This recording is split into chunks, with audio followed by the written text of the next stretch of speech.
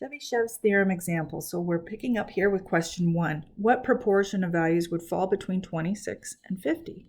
So what we would want to do is we would want to find how far we are from the mean. So how many standard deviations?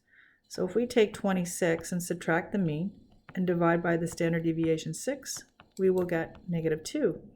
If we do the same thing for 50, we get, divide by 6, we get +2, right? X minus mu divided by sigma, we get mu. So we get mu plus or minus 2 standard deviations.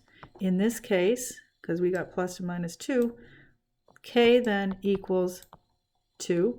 So that means at least, by the theorem, the theorem tells us at least 75% of the data will fall between 26 and 50. So will fall, so at least 75% of the data will fall between 26 and 50. Okay, question 2.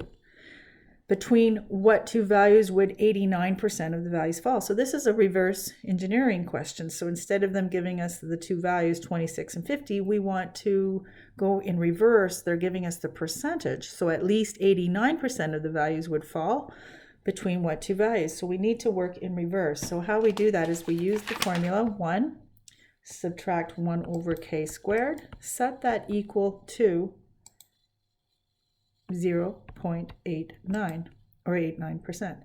Work that out. You will find algebraically that that ends up being k equals 3.015. So I'm not sure if you did that, if you were able to find that. So that is roughly, let's round it off to 3. So that would be mu plus or minus 3 standard deviations, because k equals 3. And that would then equal, in this case, mu is we know is 38. So 38 plus or minus 3, and we know the standard deviation is 6, so multiply that by 6.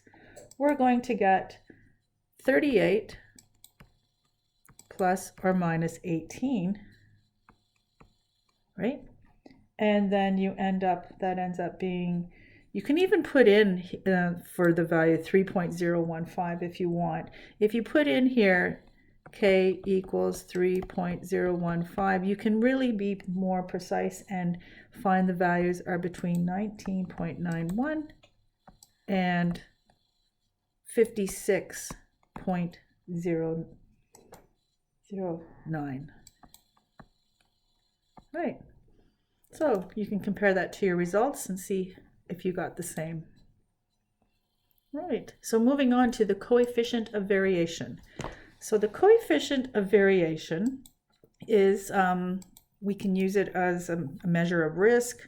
We can compare multiple standard deviations if we want. If it is a measurement of relative dispersion, okay? And it's usually expressed as a percentage.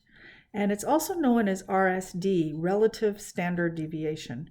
If the means are different, let's say that you have multiple means and they're different, you can compare the variability using the coefficient of variation. Otherwise, you can just report the standard deviations. So here's the formula.